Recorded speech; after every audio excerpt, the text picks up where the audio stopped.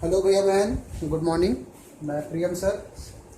Last topic में आपको मैंने बताया था चुंबकीय क्षेत्र के बारे में और बायो सेवर्ट के नियम के बारे में। उसमें मैंने आपको चुंबकीय क्षेत्र की दिशा कैसे ज्ञात की जाती है उसके लिए दाएं हाथ का नियम और एक दक्षिणावर्त पेंच का नियम बताया था।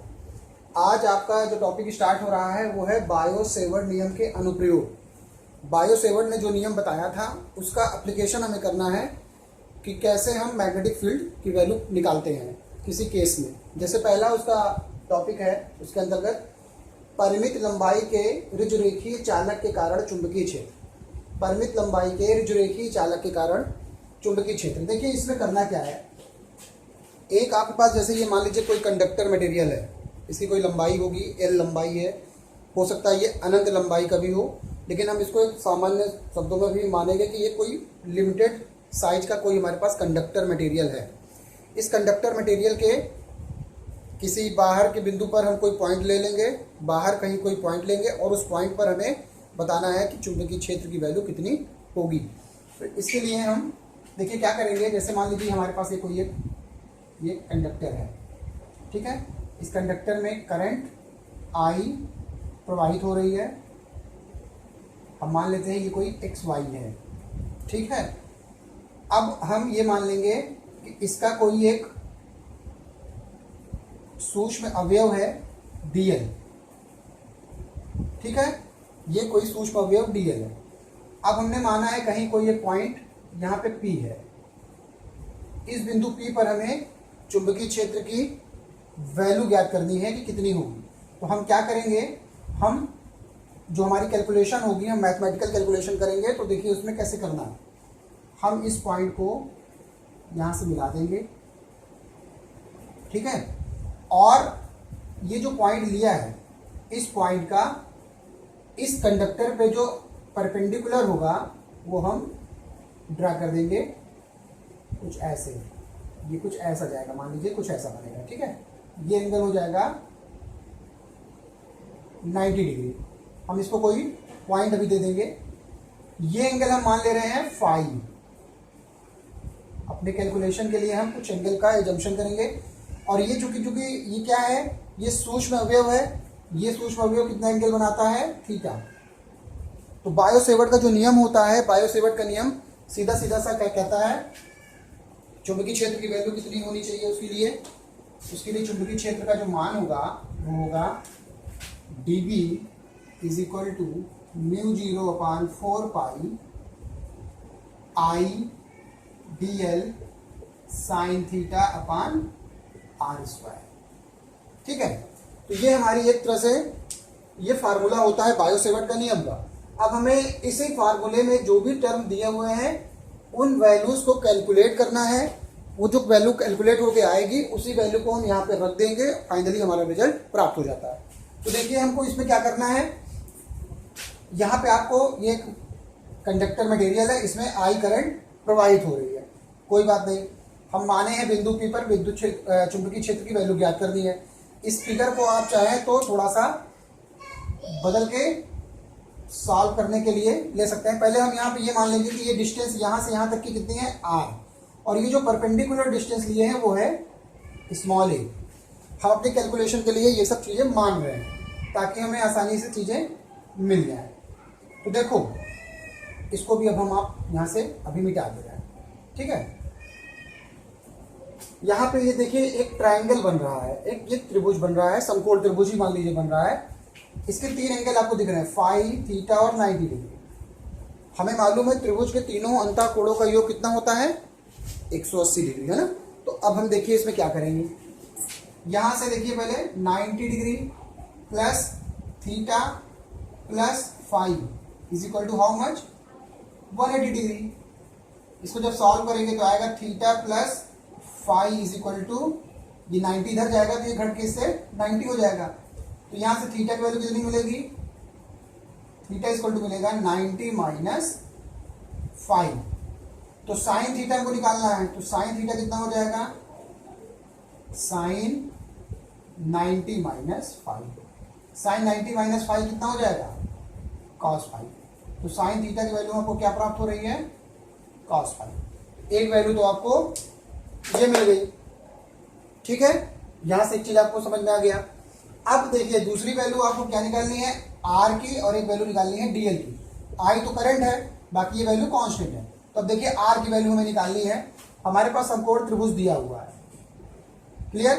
तो अब हमें जरा यहां पे देखना है कि आर की वैल्यू क्या आएगी। देखो ये समकोण त्रिभुज है, ये इसका कर्ण हो गया, ये लंब हो गया, और ये आधार हो गया।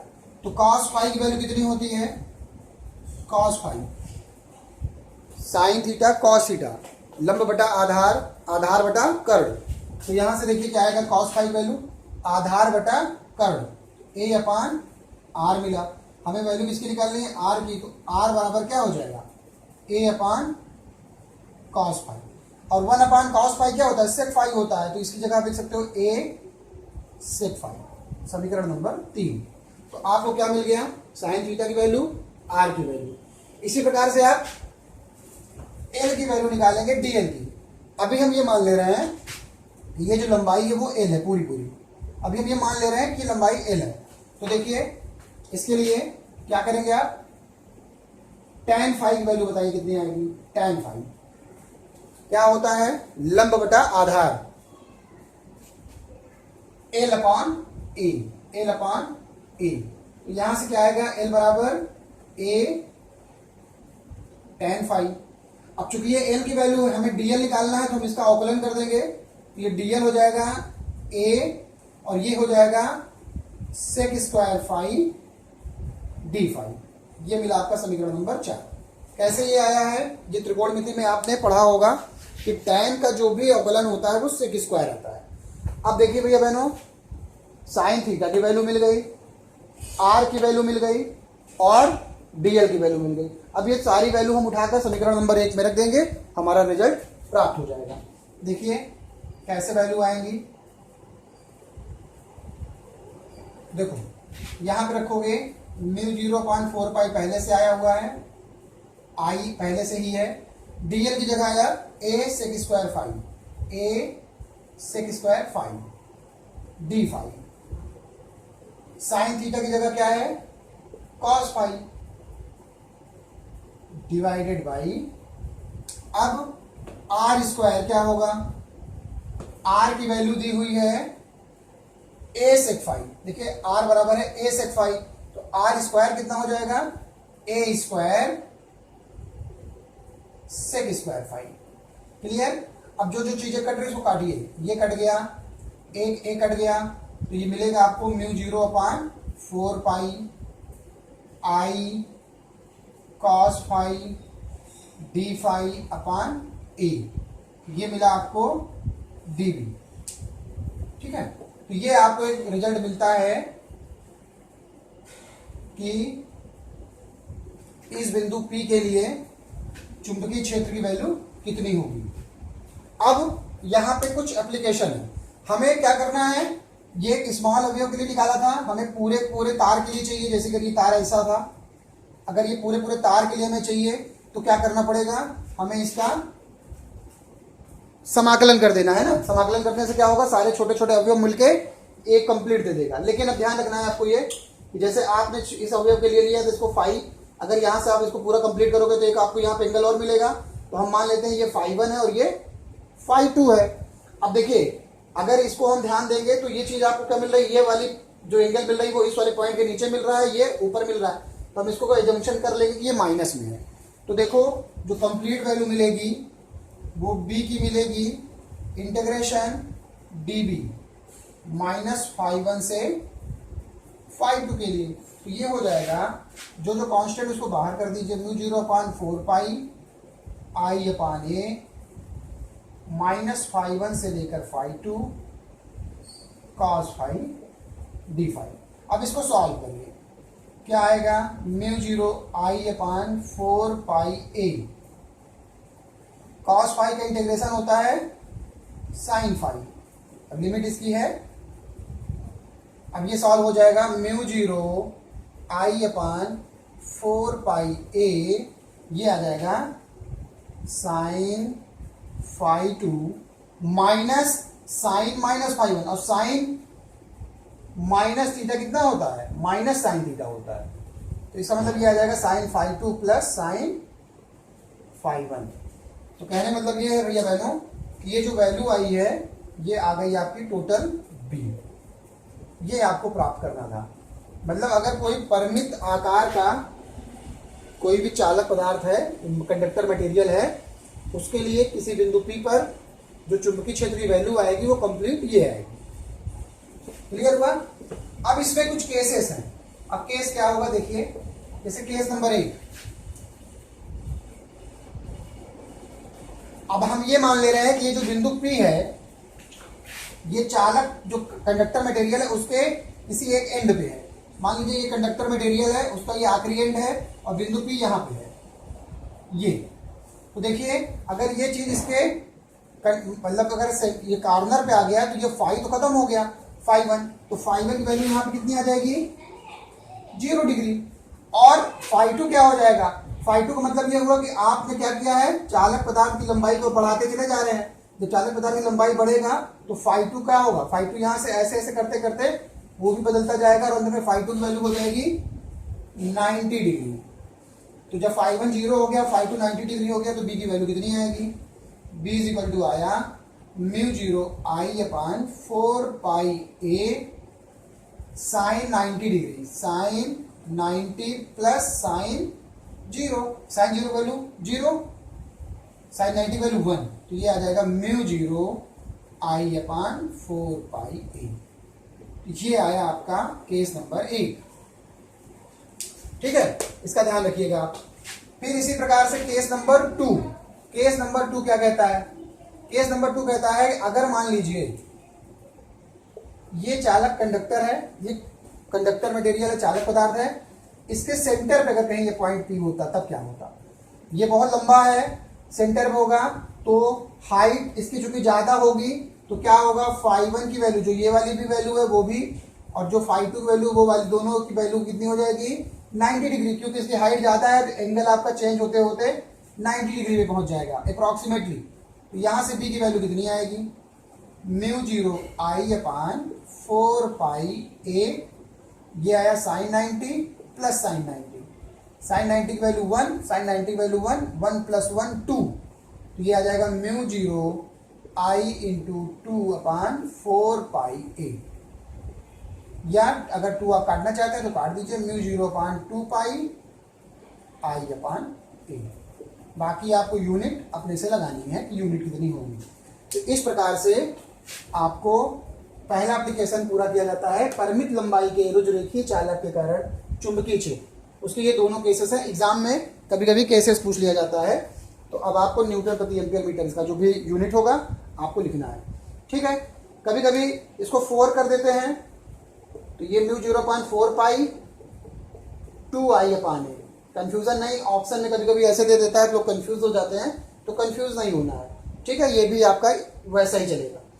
अब ये हो गया आपका पहला केस। इसके बाद जो दूसरा केस आता है कि कोई सर्कुलर लूप है, उस सर्कुलर लूप के लिए चुंबकीय क्षेत्र की वैल्यू कितनी होगी, अब मैं आपको वो बता रहा हूं। ठीक है, ध्यान दीजिएगा उसको भी। देखिए इसमें क्या है, सेकंड एप्लीकेशन में धारावाही वृत्ताकार लूप के केंद्र पर चुंबकीय क्षेत्र। ये कोई धारावाही लूप है। वृत्ताकार लूप का मतलब समझ रहे हैं, सर्कुलर है, उसमें करंट क्लॉकवाइज डायरेक्शन में जा रही है। जैसे मान लीजिए ये एक डायरेक्शन लेकर हम चल रहे हैं। ठीक है, अब क्षेत्र की दिशा कैसी होगी वो आप राइट हैंड रूल से लेकर चलेंगे। करंट आप जैसे दिखाएंगे उसके हिसाब से ये जो डायरेक्शन होती है यही डायरेक्शन आपकी होती है चुंबकीय क्षेत्र की। इसका मतलब अगर करंट ऐसे जा रहा है, अंगूठा डायरेक्शन करंट का है, तो इसका मतलब इसमें जो चुंबकीय क्षेत्र होगा वो अंदर की ओर होगा। क्लियर हुआ ये? अब मान लीजिए ये वृत्ताकार लूप है, उसका एक हमने यहाँ पे लिया है सूक्ष्म अवयव डीएल।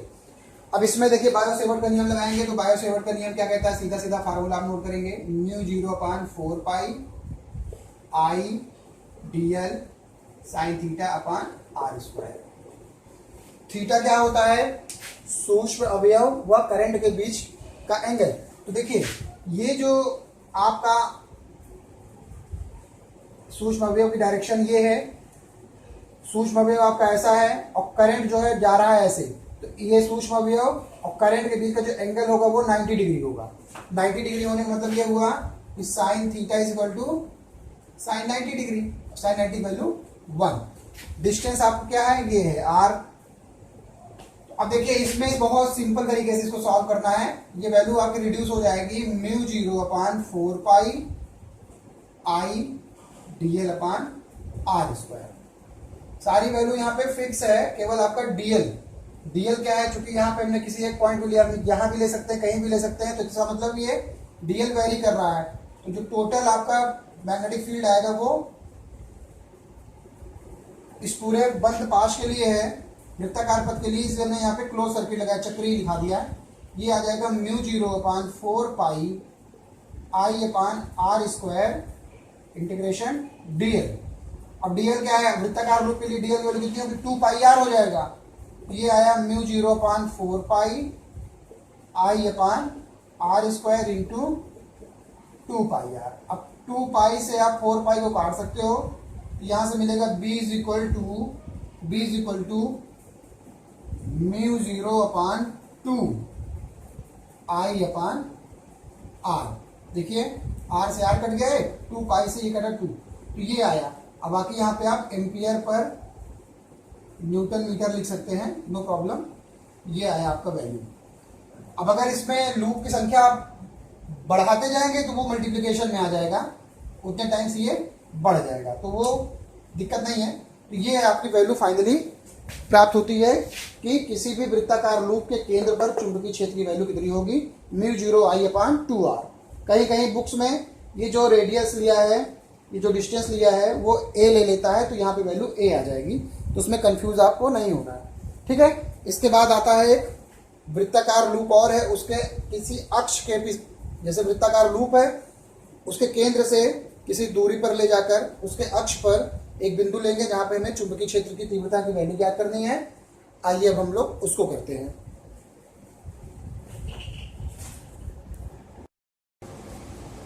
भैया बहनों, ये थर्ड पॉइंट है, वृत्ताकार धारावाही कुंडली के अक्ष के अनुदिश चुंबकीय क्षेत्र। देखिए इसमें क्या करना है, ये आपका कोई कुंडली है, ठीक है, मैंने पहले से ही बना दिया है। कुंडली है, कुंडली के बहुत सारे छोटे छोटे खंड हैं, इसमें हम ये मानेंगे बाद में। इस कुंडली का एक केंद्र है O। इस केंद्र के अनुसार देखिए, इस केंद्र से इसके अक्ष के अनुदिश बिंदु x दूरी पर, स्मॉल x डिस्टेंस पर कोई पॉइंट हमने P लिया हुआ है, ठीक है, बिंदु P हमारे पास है। इस पॉइंट पर हमें चुंबकीय क्षेत्र की वैल्यू ज्ञात करनी है। हम मान लेते हैं कि ये जो चुंबकीय क्षेत्र के जो क्या बोलते हैं कुंडली है, इसके बहुत छोटे छोटे अवयव हैं, तो हमने एक छोटा अवयव लिया है AB, जिसकी लंबाई है dl। अब ये जो dl है, यहाँ से r दूरी पर हमें, ये जो बिंदु P है वो r दूरी पर है, और इस बिंदु पर हमें चुंबकीय क्षेत्र की वैल्यू ज्ञात करनी है। तो देखिए हम करेंगे क्या, इसमें जो करंट का फ्लो हो रहा है वो कुछ इस डायरेक्शन में हो रहा है, और राइट हैंड रूल से हम जानते हैं कि अगर करंट का फ्लो कुछ ऐसा हो रहा है तो इस पॉइंट के लिए जो चुंबकीय क्षेत्र होगा वो बाहर की ओर होगा, अपवर्ड होगा, ठीक है। अब देखिए हम मान लेते हैं कि ये जो कुंडली है इसका जो त्रिज्या है वो स्मॉल a है। क्लियर हुआ। अब बायो-सेवर्ट का नियम क्या कहता है, उसका फार्मूला पहले लिखेंगे, dB is equal to mu 0 upon 4 pi I dl। अगर हमने करंट को I प्रवाहित किया तो I लिखेंगे, sine theta upon r square. अब देखिए ये जो थीटा है वो थीटा क्या है, करंट और जो अवयव है, सूक्ष्म अवयव, उसके बीच का एंगल है। तो हम यहाँ पे ये देखते हैं कि जो करंट की डायरेक्शन है, करंट का जो मूवमेंट है और ये जो सूक्ष्म अवयव है, इनके बीच का एंगल 90 डिग्री होता है। तो 90 डिग्री होने का मतलब ये हुआ कि theta is equal to 90 degree, इसका मतलब साइन 90 की वैल्यू हो जाएगी 1। तो यहाँ से जो dB मिलेगा mu 0 upon 4 pi I dl upon r square. ठीक है, एक बात हो गई है। अब यहाँ पे एक चीज और आपको देखना है, मैथमेटिक्स लगानी है। ये एंगल अल्फा है, अल्फा किसके किसके बीच का कोण है, ये जो सूक्ष्म खंड है स्मॉल आर दूरी वाला, और ये जो चुंबकीय ये जो इसका अक्ष है कुंडली का, उसके बीच का कोण है, ये अल्फा डिग्री है। यहां से जो आपने पॉइंट लिया है कि जो रेखा है, इसका जो चुंबकीय क्षेत्र की डायरेक्शन है वो परपेंडिकुलर बाहर की ओर है, इसके साथ चुंबकीय क्षेत्र 90 डिग्री का कोण बना रहा है। देखो ये 90 डिग्री का एंगल बना रहा है, और इससे वो कुछ एंगल इधर है। तो देखिए क्या करना है हमको, क्योंकि ये अल्फा है, यहां से लेकर यहां तक 90 डिग्री है। ये वैल्यू क्या है, पहले इसको देख लीजिए।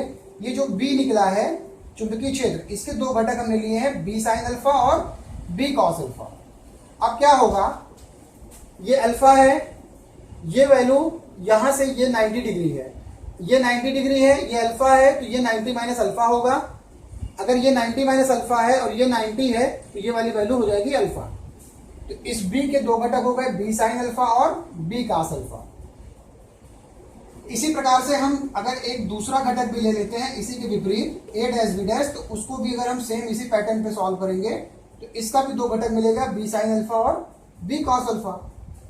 इससे ये हमें पता चलता है कि ये जो खंड है इसके हम चाहे जितने भी कुंडली के छोटे छोटे अवयव ले लेंगे, सबके लिए जो रिजल्ट आएगा वो बी साइन अल्फा इधर होगा और बी कॉस अल्फा या तो ऊपर की ओर होगा या तो नीचे की ओर होगा। ये बी कॉस अल्फा और ये बी कॉस अल्फा दोनों को देखिए, ये एक दूसरे के बराबर व विपरीत है, तो एक दूसरे को ये कैंसिल कर देगा, तो बचेगा क्या आपके पास, बी साइन अल्फा। तो इसका मतलब ये हुआ कि इस अवयव के लिए जो भी पूरी कुंडली में जो भी चुंबकीय क्षेत्र आएगा वो टोटल बी साइन अल्फा हो जाएगा। तो इसका मतलब ये हुआ कि जो आपको चुंबकीय क्षेत्र प्राप्त होगा वो होगा डीबी साइन अल्फा का, मतलब इसमें कंपोनेंट अल्फा का रहेगा साइन के रूप में। ठीक है, अब यहां पे आप वैल्यू सब रख दीजिए। देखिए डीबी की वैल्यू क्या है, mu 0 upon 4 pi I d l upon r square, और साइन अल्फा क्या हो जाएगा, लंब बटा कर्ण ए अपान आर। तो देखो ये क्या हो जाएगा, पहले आर से आर क्यूब हो जाएगा, ये आया क्या क्या बाहर आएगा, देखिए mu 0 I a upon 4 pi r cube, और इंटीग्रेशन आया डीएल। डीएल क्या है, ये इसका छोटा अवयव है। अगर हम पूरे सर्कुलर की बात करें, पूरे कुंडली की बात करें, तो इसका सम कितना हो जाएगा, 2 pi into a, mu 0 I a upon 4 pi r cube 2 pi a. ठीक है, 2 पाई ए। अब देखिए यहां से 2 पाई से ये 4 पाई कटेगा तो क्या मिलेगा आपको, b is equal to mu 0 I into a square upon 2 r cube.